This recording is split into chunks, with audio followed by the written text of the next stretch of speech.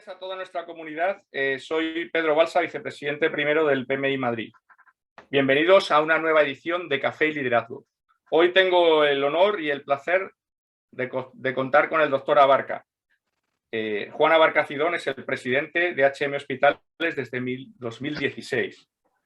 Decía mi padre que siempre tienes que contar con dos personas, dos profesionales que te ayudarán mucho a lo largo de toda tu vida: el médico y el abogado. El doctor Abarca aúna ambas especialidades. Quizás sea uno de los pocos que lo tienen. Además de este rol como es presidente de la Fundación IDIS, Instituto para el Desarrollo e Integración de la Sanidad, consejero en el diario El Español, vicepresidente de la Asociación Española de Derecho Sanitario. Su lema es: el fin del médico allí donde ejerza es solo el bienestar de los pacientes y enfermos, por encima de cualquier otra cosa. Bienvenido y muchas gracias, doctor Abarca, por su presencia en este evento. Nada, a vuestra disposición. Gracias a vosotros por tener la curiosidad o la inquietud de querer hablar conmigo. Antes de entrar en materia, y para los muchos seguidores del doctor Abarca que esperemos estén también en este evento y no conozcan nuestra organización, indicar que el Project Management Institute es la organización profesional más grande del mundo en el mundo de la dirección de proyectos, con más de medio millón de asociados y más de 1 millón de certificados Project Management Professional.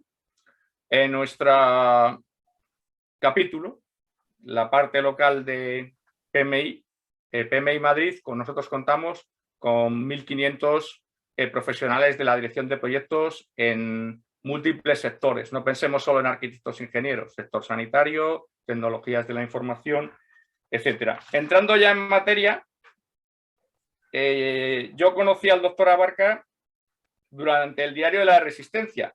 Hoy, al empezar la reunión, parece que esto no empezó con el diario de Resistencia, sino que empezó con algo denominado Partes de Guerra.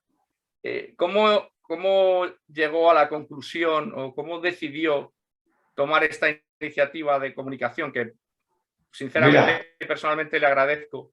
Me ha resultado curioso que me preguntara por los diarios de la Resistencia, porque yo empecé la comunicación a través de los posts de LinkedIn pues, el 11 de marzo y bueno, y ha habido como, no quiero frivolizar, ¿no? Pero ha habido 3 temporadas, ¿no? Por decirlo de alguna forma. Una que fue Las Partes de Guerra, que fue el cataclismo de primavera. De ahí me acuerdo perfectamente, además, el último que escribí venía a decir, que fue como en mayo más o menos, que esperaba que no hubiera una segunda temporada, y hubo una segunda temporada, que fue Las Crónicas de la Resistencia, y luego hubo una tercera temporada, que, coincidiendo con la tercera ola, que fueron los relatos de la esperanza. Fue pues, la más larga y de hecho fue la más cruenta, ¿no? Desde el punto de vista de fallecidos. Y nada, y lo empecé porque todo esto hay que verlo con la perspectiva del momento de la primavera del año pasado, cuando estábamos pensando que estas cosas no nos podían ocurrir a nosotros, y de repente vino un tsunami, sobre todo en Madrid, que creó tal situación, tal cataclismo sanitario. Y si digo en Madrid, porque en Madrid es por donde entró, Barcelona tuvo la suerte, entre comillas, de que entró unos días después, y esos días después fueron suficientes como para que se pudieran atender a todos los pacientes, cosa que en Madrid no se pudo. Entonces empecé a escribir los partes, pues mira, pues inicialmente porque creo que intentaba, como presidente del grupo hospitalario, que tenga hospitales en varias comunidades autónomas, pues dar tranquilidad primero a nuestros trabajadores de que estábamos, la dirección estaba ahí 100% con ellos, y segundo, dar tranquilidad a nuestros pacientes, ¿no? Y luego, ahora he estado repasando, porque la semana que viene voy a una conferencia, y la verdad es que sobre comunicación y pandemia, y no había repasado hasta ahora todo lo que fueron esos partes de inicio, ¿no?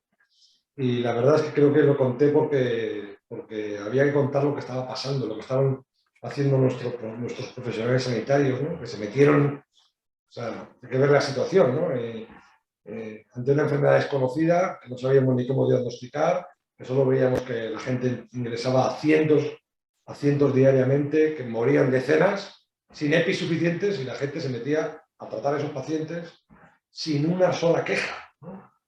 Y yo creo que eso es una cosa que... y luego, bueno, pues intenté trasladarlos con rigor, porque estaba en el día a día de los pacientes, con transparencia y honestidad, porque solo me importaba informar, y de una manera constante.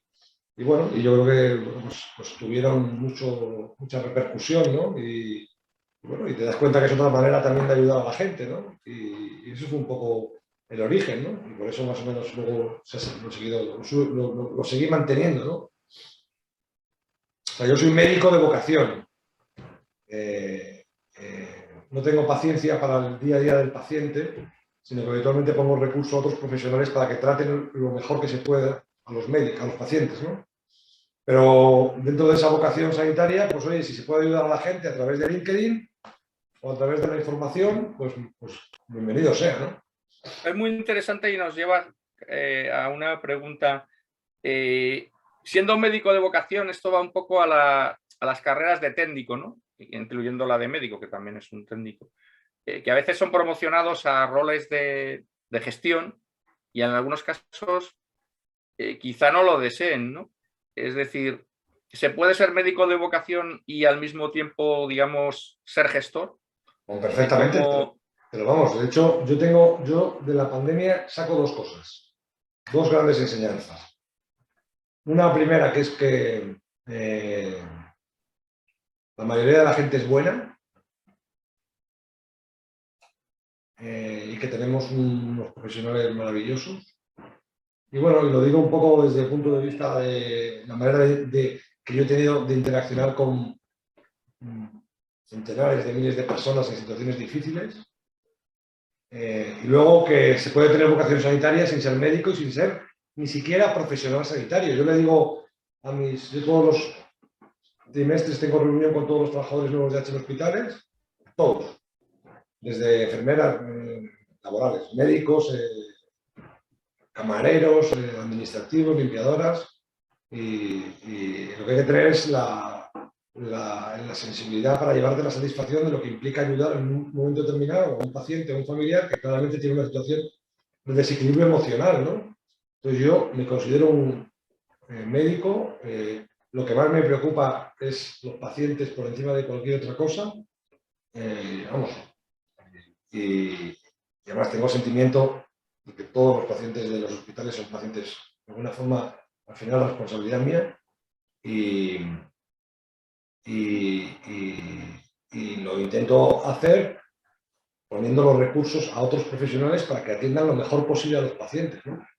Yo creo que la vocación sanitaria, que en el fondo es la vocación de ayudar a los demás, pues no tiene por qué estar vinculada a la figura del médico, ni siquiera sanitario. Muy interesante. Esto nos lleva a otra pregunta. En Portugal, que es otro de los países que ha tenido gran éxito en el programa de vacunación, decidieron nombrar un coordinador nacional, como usted sabe perfectamente, el vicealmirante Enrique Gobera y Meio, que además se ha convertido en un personaje bastante popular en nuestro país vecino. ¿Qué le parece este enfoque de gestión de la vacunación con un coordinador único, con un perfil no sanitario, como usted ha comentado, y que Bueno, puede ser... En España la vacunación ha sido óptima. Ha funcionado desde el punto de vista logístico, ha funcionado fenomenal. De hecho, hemos sido de los países que más rápidamente ha vacunado a su población, y eso se debe a que tenemos un sistema sanitario que está bien coordinado, está muy transferido, en lo cual hemos sufrido otras consecuencias, pero no se ha notado especialmente en la vacunación. Pero sobre todo el éxito de la vacunación es que en España el 90% de la población pues, se ha querido vacunar, ¿no? Porque hay una gran confianza en nuestro sistema sanitario, ¿no? Y en lo que dicen los profesionales, ¿no? Entonces yo creo que en la pandemia se han cometido muchos errores, unos frutos de la improvisación, de la urgencia, de la gravedad de la situación, otros frutos de, bueno, pues de cuestiones más relacionadas con los intereses políticos, pero precisamente yo creo que la vacunación ha sido lo que mejor ha funcionado, ¿no? Sin que tuviera que necesariamente venir coordinado desde el gobierno central, ¿no? O no sé si alguien tiene la impresión de que la vacunación no ha funcionado bien en España. No, no era esa la intención, quizás no me he expresado. La idea era más, no tanto decir que ha funcionado mejor en Portugal, cosa que además no es cierto, ha funcionado mejor en España, ha llegado y hay menos, como usted perfectamente indica, menos negacionistas de vacunas, es probablemente uno de los países del mundo que menos tiene, sino más bien a la idea un poco que usted había lanzado antes de que puede haber profesionales no sanitarios que tengan una vocación sanitaria y que puedan tener un impacto potente. Ese era un poco el concepto, no era el concepto de cuestionar la metodología de vacunación en España, que es evidentemente muy exitosa. Pero que en el fondo organizar la vacunación o sea, no es una cuestión, lo podrían hacer cualquiera de ustedes que se dedican a hacer proyectos. O sea, en el fondo es un proyecto de logística, no es un proyecto sanitario. Sí, ese era un poco el planteamiento, la idea un poco que quería un poco plantear, que puede haber roles muy fundamentales dentro del sector sanitario, igual que en todos los otros, que no necesariamente son especialistas técnicos de la especialidad, sino que son especialistas en otros aspectos también vitales. Hombre, la sanidad hoy por hoy no tiene nada que ver con hace 30 años, ¿no? Yo tengo mi organización, tengo ingenieros, tengo informáticos, tengo gente de perfiles muy técnicos, porque la sanidad ya no es solamente una cuestión de relación de médico-paciente, sino que interfieren, tengo ingenieros, bioingenieros, ingenieros de, o sea, físicos, hay muchos, la sanidad hoy, la atención sanitaria es una cosa mucho más compleja de lo que ha sido los 30 últimos años, tengo gente de datos, o sea, todo esto va evolucionando, ¿no? Sí, que ahí es donde en alguno de sus posts comentaba que estaba deseando ya poder empezar a hablar de estas actividades y estos proyectos innovadores que ustedes están llevando a cabo y que sería muy interesante también conocerlos. ¿Puede hablar brevemente acerca de pues estos proyectos de innovación en el tratamiento al paciente que esté? Nosotros fuimos los primeros. Hombre, aquí tenemos la ventaja de que yo me lo creo. Cuando las cosas fluyen de arriba abajo, pues la organización pues, lo tiene dentro del ADN, ¿no? Entonces, HM Hospitales siempre ha tenido un espíritu pues, muy innovador, de estar siempre intentando a la última, o sea, y para mí, de hecho, dentro de mi comité de dirección y el consejo de administración, está representado toda la parte de innovación y de investigación como una cosa totalmente dentro del ADN, ¿no? Somos los primeros del mundo que sacamos, que liberamos una base de datos con todos los datos clínicos del COVID a la comunidad internacional, con el cual hemos llegado a acuerdos con más de 400 universidades y tenemos un programa de Data Analytics con ingenieros de datos que estamos permanentemente, o sea que lo hemos hecho con el COVID y lo vamos a seguir haciendo, porque yo entiendo que primero, que la diferencia entre la medicina de antes y la del futuro pasa por la robótica, que ayer hemos publicado, antes de ayer, que vamos a incorporar el próximo, por primera vez, o de los primeros de Europa, el nuevo sistema robótico de Medtronic, que lleva más de 20 años hasta ahora siendo un monopolio de otra empresa. Y por otra parte, todo el tema de la gestión del dato. Y nosotros, bueno, pues tenemos acuerdos con Google, con Microsoft, estamos trabajando en bases de datos porque yo creo que la diferencia, o sea, la gestión del dato va a marcar el antes y el después en la medicina del futuro, más que la tecnología en sí misma. Y además creo que es inclusiva, afecta a todo el mundo, es socialmente, no sé si se podría decir igual que es sostenible, pues socialmente responsable porque todo el mundo se beneficia de ella. Y yo creo que había que fomentar que los datos sanitarios fueran públicos porque al final tu dato me salva a mí y mi dato te salva a ti, ¿no? Si eres capaz de trabajarlos todos, ¿no? Y bueno, yo creo que eso es un poco el planteamiento que tenemos, ¿no? Entonces tenemos muchos proyectos como digo, y además, o sea, aquí hay que hacer varias cosas. O sea, por este orden. Primero, atender a los pacientes. Segundo, pasárselo bien. Pues si uno no se lo pasa bien, para pasárselo bien hay que aportar valor a la sociedad. Y luego, si podemos, ganamos dinero. Es que si atiendes a los pacientes bien y te lo pasas bien y te lo crees, pues al final las cosas funcionan.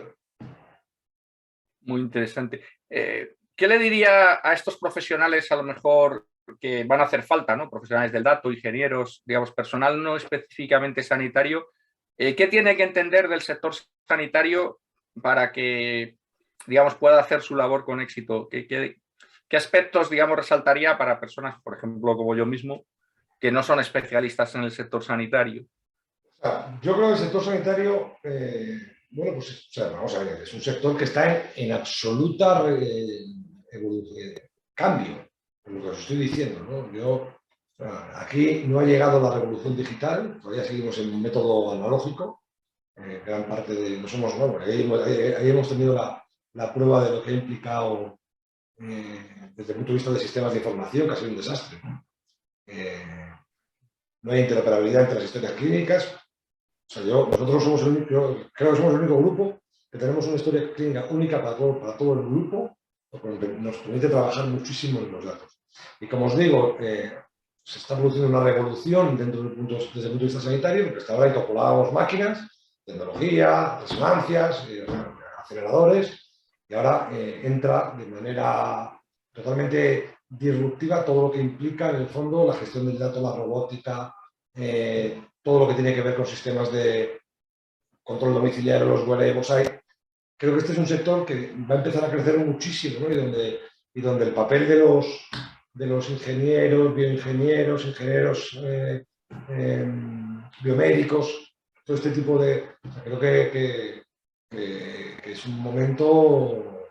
Lo que pasa es que, claro, yo creo que hay que tener paciencia porque esto condiciona de alguna manera un cambio cultural en parte de la gente, también en parte de los profesionales, de la parte de los profesionales, pero y luego yo creo que hay que hacerlo siempre desde la sensibilidad de pensar en el paciente y con ese objetivo, ¿no? Y yo, vamos, creo que todos somos conscientes de que las grandes empresas tecnológicas, los Amazon, los Google, los Apple, están entrando en el mundo de la salud y si eso es así es porque esto está cambiando y está yendo en esa dirección, ¿no? Entonces yo creo que para cualquiera que esté conectado a vuestra organización, pues entiendo que es una oportunidad, ¿no? Efectivamente, la propia Universidad Complutense se ha aproximado a nosotros para un máster de gestión, creo que es gestión hospitalaria, ¿no? Porque están viendo claramente esta necesidad, ¿no? Esta necesidad que usted ha planteado, logística, y esta necesidad del dato, ¿no? De ingeniería del dato, de big data, de data mining, de tendencias, de incluso inteligencia artificial hasta el nivel que se pueda llegar. Es decir, que esta confluencia yo creo que existe sin ninguna duda. Uno de los lemas de nuestra organización es que el Project Manager dedica aproximadamente el 90% del tiempo a comunicar. Usted lo ha hecho de una forma muy eficaz en sus diarios a través de redes sociales. ¿Qué habilidades o qué resaltaría para llevar a cabo una comunicación eficaz? Yo creo que hay que creérselo. Uno se lo tiene que creer. Y bueno, yo lo he dicho al principio, ¿no? Yo he intentado simplemente contar lo que veía, ser honesto. No, es que no lo sé, es que no lo sé, no sé muy bien, no sé cuál es no sé muy bien por qué cuando he escrito los posts tenían la repercusión que tenían, ¿no? O sea, no, he intentado, como os digo, lo he estado intentando reflexionar para esta conferencia de la semana que viene.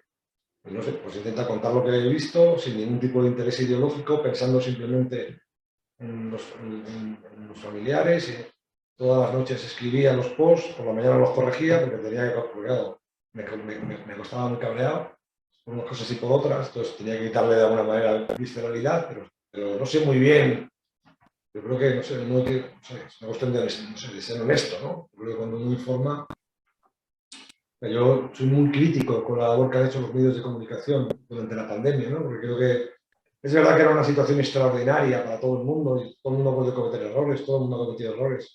Nosotros también hemos cometido errores.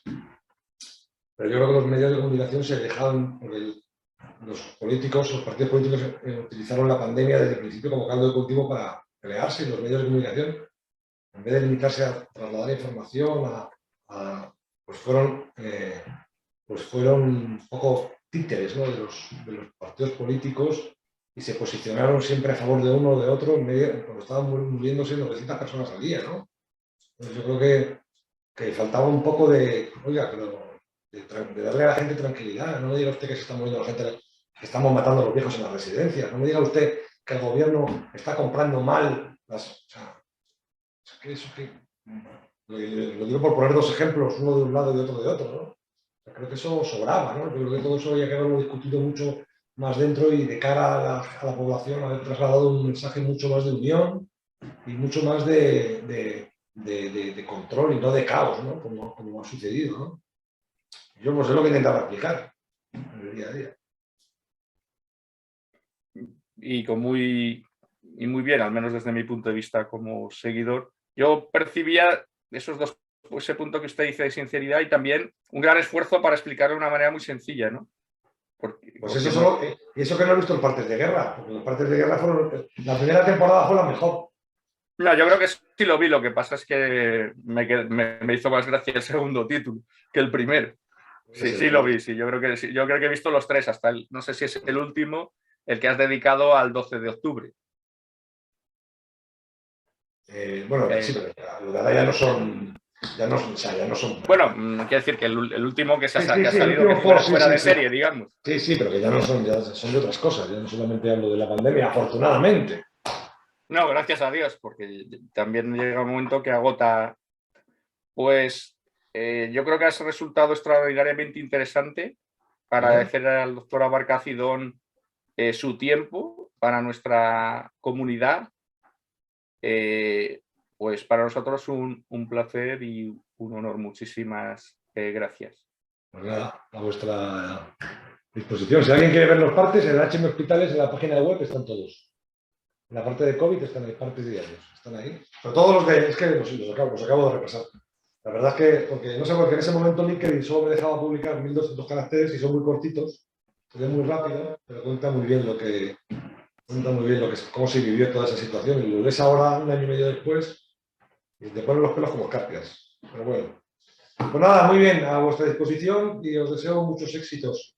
Creo que el futuro pasa por vosotros. Muchas gracias. Y lo digo sin ánimo de hacer la pelota, que no tengo ningún motivo para hacerla. Pues un placer, y ya con esto damos por finalizado el evento.